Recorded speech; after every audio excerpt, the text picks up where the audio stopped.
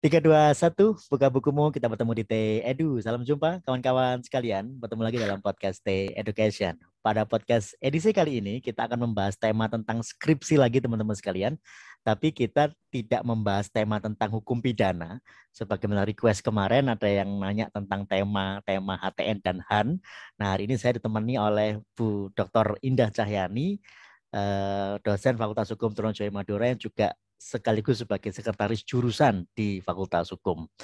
Hari ini kita akan membahas tentang 3 tema skripsi untuk konsentrasi HTN dan HAN. Tapi sebelum itu saya ucapkan terima kasih buat teman-teman sekalian yang telah mensubscribe channel ini, dan bagi yang saat ini sedang menyaksikan tayangan video ini, saya belum mensubscribe channel ini, kami mohon agar berkenan meluangkan sedikit waktunya untuk mensubscribe channel ini supaya kita bisa berjumpa dalam tema-tema yang lainnya.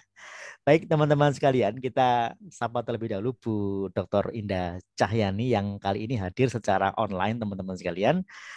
Selamat berjumpa Bu Indah, sehat? Alhamdulillah sehat Pak Toli. Oke, jadi teman-teman sekalian, Bu Indah ini adalah dosen di bagian hukum administrasi negara ya, spesifikasinya di administrasi negara di Fakultas Hukum Trunojoyo Madura, dan saat ini juga mengemban amanah sebagai sekretaris jurusan di Fakultas Hukum. Nah, kalau sekretaris jurusan ini kan salah satu job description-nya adalah memilah-milah tema skripsi yang diajukan oleh mahasiswa untuk di-screening apakah tema ini masih relevan ataukah tidak relevan untuk diteliti di tahun 2022.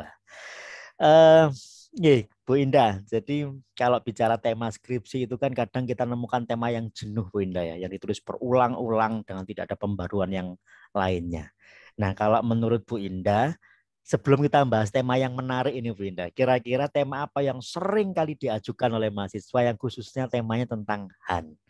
Monggo Bu Indah. Terima kasih Pak TE. Saya panggil Pak TE nih ya nama bekennya. Ya. Jadi alhamdulillah selamat malam semuanya. Berkaitan dengan tema skripsi, saya tidak mendikotomi ya antara HTN dan HAN karena memang kita posisi ada di pemerintahan yang terdiri dari HTN dan HAN. Baik dari sisi hukum administrasi maupun dari sisi hukum tata negara. Kalau saya melihat tema yang jenuh itu adalah tema tentang pemilu. Karena tema pemilu itu hampir seluruh atribut-atributnya itu diulas oleh tema mahasiswa.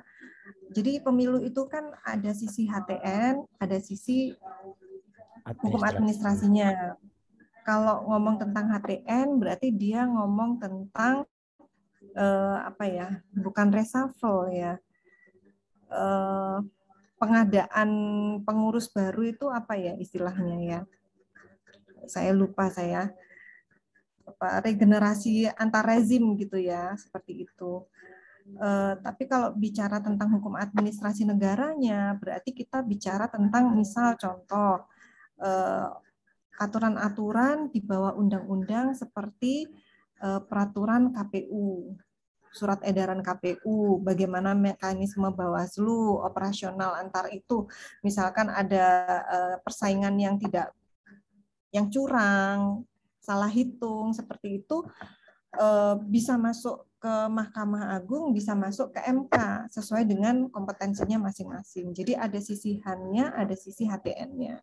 Tetapi kadang mahasiswa itu tidak bisa membedakan mana sisi hukum tata negara dan mana sisi administrasi negaranya. Nah, saya bilang tema pemilu itu sudah jenuh, banyak sekali yang sudah mengambil, karena memang pemilu itu adalah satu mekanisme dalam bernegara yang hampir secara keseluruhan informasinya terbuka, sehingga orang itu yo wis roy mau ikut gitu loh, seperti itu. Padahal pembahasan dalam objek bernegara itu sangat terbentang luas. Bahkan saya katakan bahwa mahasiswa hukum tata negara dan HTN ini, hukum tata negara dan HAN ini adalah mujur sekali dari sisi tema, karena banyak sekali tema yang dia bisa ambil dan saya yakin tidak akan kekurangan tema.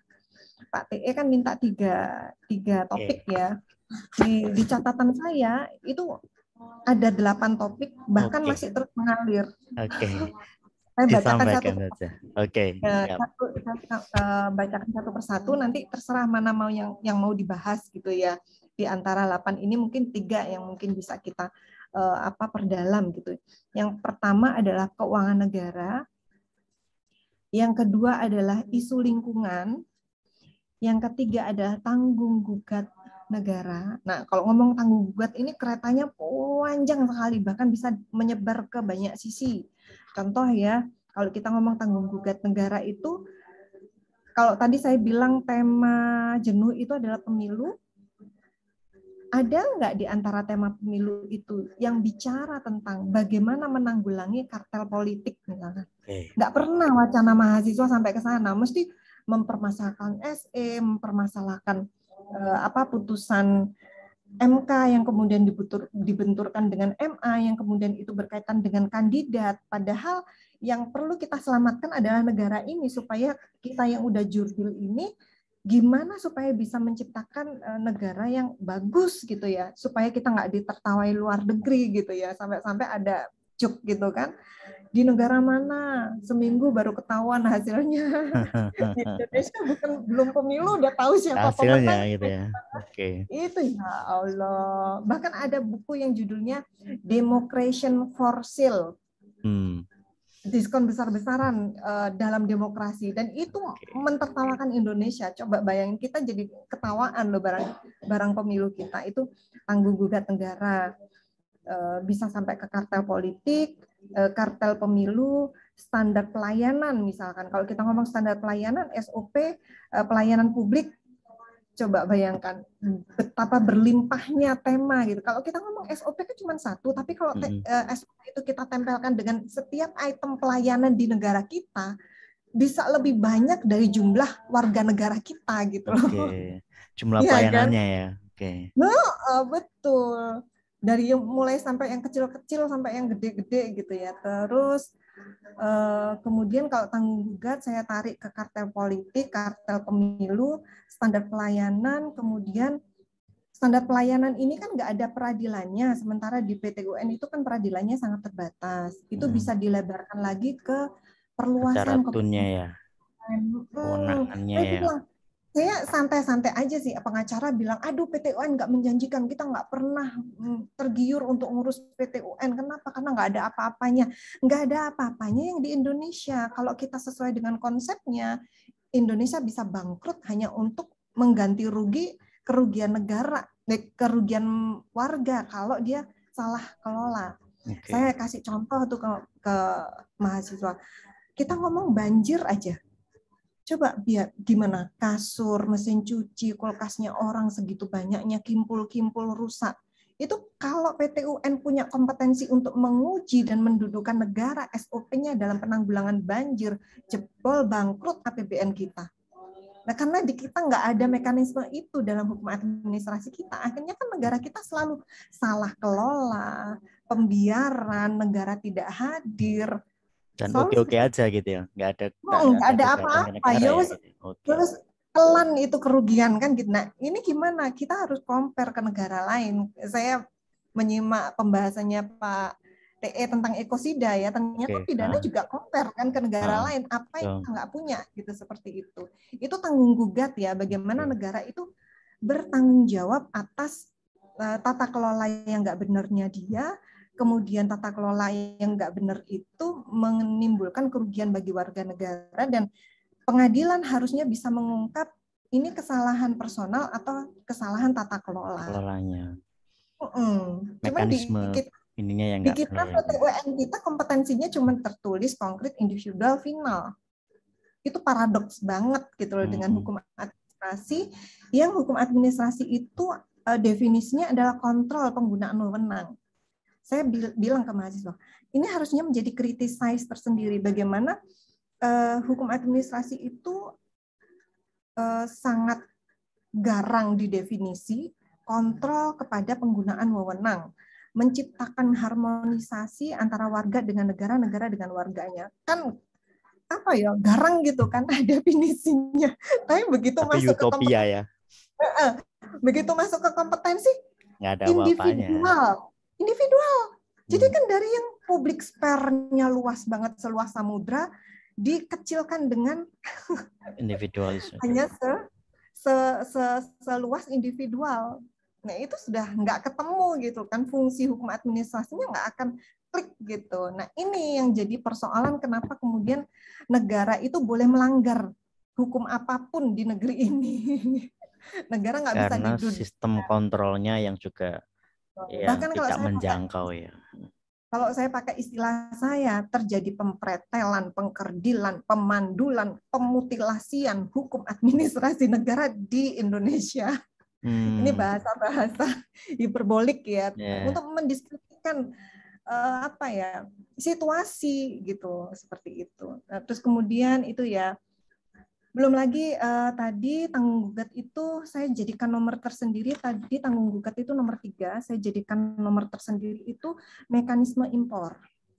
Karena saya habis meneliti impor garam, yang kemudian saya memvonis, menjudge bahwa sesungguhnya kita ini sudah melesat jauh meninggalkan konstitusi kita, karena kita hari ini untuk garam sebenarnya yang terjadi adalah liberalisasi. Jadi di undang-undangnya ngomong perlindungan, gitu kan. Terus ada banyak tuh bantuan-bantuan. Tapi ada satu pasal 37 kalau nggak salah. Itu ngomong bahwa negara untuk kekurangan dia impor. Cuma satu pasal doang. Tapi nanti turunan satu pasal itu dari PP, Permen, itu beranak pinak banyak banget, dan di situ pembiasan hukum terjadi. Dan liberalisasi terjadi di Permen. Seperti kita tahu ya, saya bilang sebelum masuk ke tema ya, saya sampaikan bahwa 5 makanan pokok dari mahasiswa HTN HAN itu adalah HTN, Hukum Administrasi Negara, Pemda, HPU, dan TPPU. Itu wajib buat mahasiswa yang mau skripsi untuk tahu, kalau bisa di luar kepala materi-materi perkuliahan 5 mata kuliah tersebut, karena apapun isu hukum yang saudara bahas itu tidak akan dari 5 bisa item tadi itu ya. 5 item itu tadi. Jadi saya sangat alergi banget ya dengan judul skripsi yang mengatakan tinjauan yuridis pasal sekian undang-undang tentang ini. Nah begitu saya bilang, ayo kalau mau membahas tentang itu coba compare. Kamu pernah ikut HPU, apa diajari di HPU? Tahu hierarki peraturan perundang-undangan? Dia nggak mau, enggak Bu, saya membahas tentang pasal ini, saya nggak bahas peraturan yang lain. Di event begitu Pak T. Loh, kok gitu? Ya nggak bisa. Masa iya cuma satu pasal aja, padahal satu pasal dalam undang-undang itu kan dijabarkan dengan peraturan perundang-undangan lain yang lebih bawah. Sehingga mau tidak mau kita akan dipaksa oleh isu hukum yang sedang kita bahas untuk masuk ke peraturan perundang-undangan yang lebih mikro sampai end user. Nah, end user ini kan tidak tahu ya apakah end usernya itu di Permen ataukah di SE. Saya pernah baca lembaran e-tilang itu, bahkan ada banyak peraturan perundang-undangan yang bahkan kita nggak tahu. Itu bukan SE ya, ADE-nya SE lagi ada ya kan? Ya, surat keputusan kadang-kadang bentuknya. Itu kan astagfirullahaladzim, publik dari mana tahu? Ini sudah executable di lapangan, tapi kita nggak ngerti peraturannya bentuknya seperti apa, bunyinya apa. Ini masalah dalam kebijakan kan? Nah, kalau saya ngomong ini di nomor saya ada nomor ke-8, paradoks antara e-tilang dan e-government. Di situ saya menantang ya. Saya pernah bikin tulisan tapi nggak pernah terkirim. Saya mungkin butuh bantuan orang ya untuk supaya tulisan ini bisa publish ya. Di situ saya menantang. Loh, kalau memang sampai e-tilang warga negara diminta untuk taat hukum, harusnya government juga taat hukum dong. E-governmentmu mana? Kalau tilang kamu bikin elektronik gitu ya. Tapi begitu kamu sendiri mengolah government, nggak ada e-government. Saya pernah bantu kawin campur negara Timur Tengah yang dia masih sengketa, Pak Tolib. Ketika saya bantu dia kawin campur dengan orang Indonesia, Masya Allah, dokumen-dokumen kewarganegaraannya dia itu cuma sekali tombol keluar semua. Dari mulai ijazah, sertifikat tanah, kemudian akta kelahiran. Coba kita di dalam dompet kita berapa kartu Pak? Ya, Dan itu masih itu dikopi ya. Itu masih dikorupsi lagi. Ya kan harusnya kita cukup satu card Ya, kan, betul. atau butuh ID saja, nggak perlu harusnya paper card paperless gitu ya. ya. Seperti itu. Jadi kita nggak, dompet ini tebel isinya bukan duit gitu. Kartu. Dari situ aja kita udah gimana gitu kan. E-tilang dibikin elektronik, orang suruh bayar sampai ke pematang sawah, orang difoto ya. Ya, betul. Iya kan? Ya, jadi benar. saya sampai pernah debat sama polisi. Loh Pak, anak umur berapa? Karena anak saya umur 4 kelas 4 SD masih pakai seragam sekolah. Itu diberhentikan sama polisi, alasannya nggak pakai helm. Loh Pak, anak itu kan bisa ditanya dia kelas berapa. Mbaknya yang jemput pakai helm. Itu apa? Bukan ember itu Pak, saya bilang gitu. Ya Allah. Nggak ada batasan umur. Dia bilang anak kecil. Loh, emang ada helm buat bayi? Saya gitu, kok nggak ada batasan umur. Enak ya. Terus batasan jalan, mana boleh hilang. Nah itu kan ada nggak? Coba. Nah ini kan wilayah kebijakan ya. Kita ngomong tilang itu di piring ya jatuhnya. Tapi wilayah kebijakan, ketentuan-ketentuan yang kepastian hukum, harusnya orang HTN atau hukum administrasi negara bisa menjadi pengacara warga negara ini yang sedang digencat untuk disiplin, tapi pemerintahnya sendiri nggak disiplin dalam melayani warga negara. Ya, jadi saya munculkan kalimat paradoks e-tilang dan e-government. Oke, Bu Indah, dari 8 item tadi itu, saya terus terang menemukan banyak sekali ya hal. Tapi saya tertarik dalam beberapa item tadi, walaupun bukan bidang saya ya, tapi paling tidak memang tergelitik kita untuk mempelajari lebih dalam, khususnya terkait dengan ruang lingkup yurisdiksi material dari PT-UN dan lain sebagainya. Nah, dari 8 ini Bu Indah, yang direkomendasikan, 3 yang direkomendasikan bagi mahasiswa kira-kira yang mana ini? Yang sekiranya satu dari segi validitas pencarian datanya tidak ribet, kemudian kedua kan kadangkala kita temanya menarik memang, tapi validitas dalam mencari datanya agak kompleks ya, agak sulit, sehingga kemungkinan besar akan mentok untuk nggak kelar skripsinya atau validitas datanya dipertanyakan. Nah, kira-kira dari 8 tema tadi ini mana 3 yang direkomendasikan oleh Bu Indah saya? Saya coba bahas yang satu ya, keuangan negara ya. Nah, keuangan negara itu kita bisa bicara tentang BUMN, kita bisa bicara tentang BUMD. Sekadar mengclearkan demarkasi antara hukum publik dan hukum privat. Karena selalu akan dibenturkan antara Undang-Undang Keuangan Negara dengan Undang-Undang BUMN. Tuh.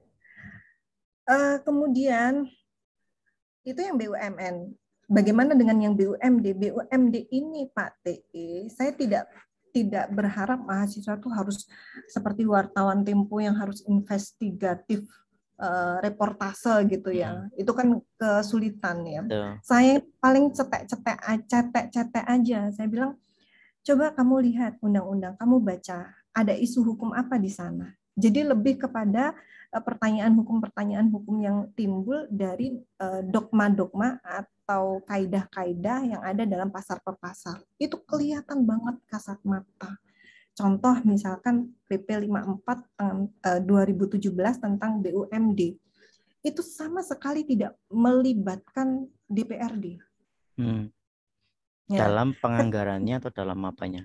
Dalam semua hal pengelolaan, pengawasan itu nggak terlibat. Saya tahunya ketika saya terlibat diundang oleh satu DPRD, dia bertanya kepada saya tentang ketika DPRD dimintain pendapat untuk menjual saham sebuah Pemda. Itu saya bilang, Bapak ini pasti ada perjanjiannya, nggak mungkin tidak ada perjanjiannya. Ada Bu perdanya, coba saya cari, sekaliber anggota DPRD untuk mencari perda penanaman modal Pemda saja, itu butuh waktu kurang lebih 1 minggu, karena dia harus menghubungi orang Pemkot, bagian hukum, dan seterusnya. Saya bilang, Pak, kalau panjenengan orang yang powerful dengan jabatan sebagai anggota DPRD saja kesulitan untuk menelusuri penyertaan modal Pemda, apalagi kita, gitu. Itu penyertaan modal. Begitu perdanya kita dapat, cuman angka-angka doang. Pada PABC sekian triliun, pada ini sekian triliun. Padahal kalau kita kembali ke back to campus dan meninggikan rasa ingin tahu kita sebagai bentuk kemerdekaan berpikir ya, kemerdekaan akademisi, kita nakal-nakalan aja. Apa sih yang kita pengen tahu dari penanaman modal Pemda misalkan? Ya kita pengen tahu bagi hasilnya per tahun berapa. Berarti kan itu haknya APBD ya. Terus kemudian di APBD itu disalurkan oleh Pemkab itu untuk apa saja yang jatuhnya ke masyarakat misalkan. Nah, itu oke, yang dari perdanya susah dicari. Maka saya bergeser lagi. Coba kita lihat bagaimana pengaturan hitam di atas putih PP 54 2017. Maka ketemu sudah jeger gitu ya, bahwa di norma-norma itu sama sekali tidak melibatkan DPRD. Oh, pantas DPRD kesulitan. Oke. Kemudian ada banyak sekali pasal-pasal ambigu di situ yang menciptakan ruang bermain eksekutif. Itu kelihatan banget Pak TE. Cuma masalahnya ketika saya beri tema ke mahasiswa, kadang mahasiswa itu, misal contoh ya, gimana wilayah publiknya BUMN dari Undang-Undang BUMN yang kamu sudah bisa inventarisir dalam Undang-Undang BUMN apa saja? Saya nggak nemukan apa-apa, Bu. Ya, kalau nggak nemukan apa-apa, terus gimana? Ya, saya sudah berusaha maksimal, Bu. Nah, kalau kemudian saya yang harus ini, kan berarti saya yang ngerjakan skripsi, Bu. Nah, saya bilang, Bu Indah, tahu one by one artikelnya. Bu Indah juga bisa menunjukkan di mana pasalnya. Tapi nggak lucu kalau Bu Indah kemudian yang harus membaca dan menyuguhkan atau nonton lagi nih kayak iya, sudah diberi bahan, undang-undangnya udah ditunjukkan. Bukan studi kepustakaan lagi lah ya, jadi penelitian. Jadi ketika saya bilang keuangan negara itu bukan yang muluk-muluk kita investigasi, enggak. Cari aja isunya dalam norma. Asumsi kita kalau aturan hitam di atas putihnya sudah bermasalah, pasti di prakteknya lebih lagi bermasalahnya, karena yang sudah hitam di atas putih peraturannya baik aja di lapangan belum tentu beres, apalagi kalau hitam di atas putihnya sudah ada paradoks. Minimal itu akan, nah itu saja sudah menemukan, itu saja sudah menurut saya wah ini sudah excellent ya. Gitu. Yang kedua Bu Indah, tema apa lagi yang di keuangan negara, isu lingkungan misalkan. Nggak usah ngomong kelapa sawit yang jauh-jauh di Kalimantan, ngomong sampah plastik aja. Kita kan kalau belanja ke Toserba kan kita udah harus gendong belanjaan kita kan, sekarang udah nggak boleh kantong plastik. Tapi ibu-ibu rumah tangga itu di rumah masih kewalahan untuk mengelola kantong plastik yang begitu mudahnya orang itu seperti berhamburan ya. Jadi di sini ada satu paradoks ya kalau saya bilang, ada anomali, ada sesuatu yang tidak klik ketika pemerintah memberikan kebijakan pembatasan penggunaan kantong plastik. Tetapi implikasinya hanya pada toserba tidak lagi menyiapkan kantong plastik. Tapi kalau kita masuk ke pasar, kantong plastik itu seperti udara ada di mana-mana. Nah, sekarang pertanyaannya adalah kontrol pemerintah terhadap kantong plastik itu di mana? Sebatas apa? Ada pembatasan, ada enggak sanksi? Nah kan? Nah itu nanti ngomongnya HPU. HPU itu keruntunan norma dari mulai ketentuan, pelarangan, preventif, sanction, operator norma, lengkap nggak dia aturan punya. Nah itu saja kan sudah satu tulisan ya Pak, nggak perlu sampai harus wawancara menteri lingkungan misalkan, nggak sampai ke sana. Cukup di depan laptop aja kan kita baca, membandingkan, sakjane ya Allah, gampangnya gitu ya. Itu ya keuangan, kemudian isu lingkungan. Yang terakhir, satu lagi. Standar pelayanan tadi udah bisa ditempelkan dimanapun. Contoh yang paling menarik, standar pelayanan impor minyak goreng misalkan yang udah ada kasus kemarin. Itu kan tinggal membandingkan aja. Minyak goreng itu diatur di undang-undang apa, undang-undang pangan itu ada loh. Nah, berarti kan tinggal nelusurin aja kan, minyak goreng masuk bagian klasifikasi apa, kemudian cari peraturannya permen kecilnya, itu nanti pasti akan ada paradoks. Saya yakin. Kenapa? Karena sudah ada pelanggaran di lapangan. Harus ditemukan mereka itu, contoh kalau saya garam ya, saya mengatakan modus garam sama minyak goreng mungkin hampir sama. Kalau garam itu Pak TE, undang-undang tentang perlindungan nelayan, pembudidaya ikan, dan petambak garam ya, ada kan? Nah, 37 itu impor. Kemudian itu nanti dijabarkan oleh Permen KP sama Permen DAK, Perindustrian dan Perdagangan. Nah, di Permen KP itu membuka keran yang tadinya Permen KP itu membuka keran yang tadinya garam hanya untuk bahan penolong bahan baku dan penolong industri, oleh Permen KP dibuka boleh impor garam konsumsi oleh BUMN. Nah, ini sudah masuk ke garam konsumsi. Kebiasaan publik, pembiasan publik, pemahaman publik yang bias, itu selalu mereka mengatakan, oh ya kita impor ini bahan baku penolong industri. Enggak kok, kita nggak konsumsi. Kata siapa? Orang Permen KP-nya bilang itu boleh buat konsumsi. Nah, dan BUMN yang impor. Nanti di Permen Perindustrian Perdagangan dibuka lebih liberal lagi. Bukan hanya BUMN, tapi importir swasta juga boleh impor garam meja atau garam konsumsi. Tapi bahasanya nggak ngomong bahasa garam konsumsi, Pak TE. Ngomong selain garam, bahan baku, dan penolong industri. Halus kan bahasanya? Tapi intinya ya di luar itu ya, intinya ya, termasuk garam yang di meja itu kan. Nah, kan ketemu kan di mana pembiasannya? Bukan di undang-undang. Sekarang saya bilang sebagai dosen hukum administrasi negara, tempat penyelundupan hukum sekarang bukan lagi di undang-undang, tapi di peraturan perundang-undangan di bawah undang-undang. PP-nya ngomong perlindungan dan kontrol atau pengendalian impor garam. Ini kan kibul-kibulan kan, judulnya perlindungan, tapi di bawahnya lu boleh deh sepuas-puas lu mau datangkan garam dari manapun seluruh penjuru mata angin.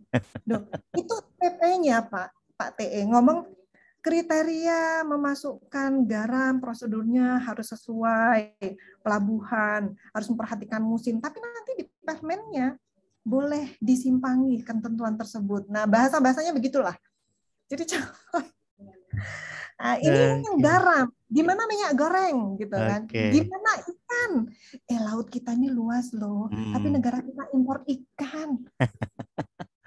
Paradoks ya, kondisi yang sangat bertolak belakang dengan sumber daya yang kita miliki ya, sehingga itu teman-teman sekalian, banyak sekali hal yang bisa dikaji sebetulnya dalam kajian ruang lingkup administrasi negara yang di luar bidang saya, tapi saya ceritain Bu Indah ini ada 8 macam loh, ternyata banyak sekali ya. Walaupun dengan 3 yang dijelaskan tadi itu, masih ada 5 opsi lainnya yang memungkinkan untuk kita coba tulis dan kita teliti, biar tidak itu saja yang diteliti gitu ya, pemilu dan lain sebagainya. Ditawarkan tadi tentang pemilu lagi dan lain sebagainya gitu ya. Oke, teman-teman sekalian, nanti bisa diputar lagi nih 8 macam tadi apa saja, akan saya tulis di bawahnya nanti 8 tema yang direkomendasikan oleh Bu Indah Jayani. Silakan coba dipilah-pilah kembali, semoga menjadi referensi buat kita semuanya. Bu Indah, mohon maaf ini karena keterbatasan durasi ya, keterbatasan waktu juga, maka diskusinya untuk sementara kita sudahi dulu. Nanti ada waktu kita berjumpa secara tatap muka langsung, tidak melalui media online, biar diskusinya bisa makin panjang.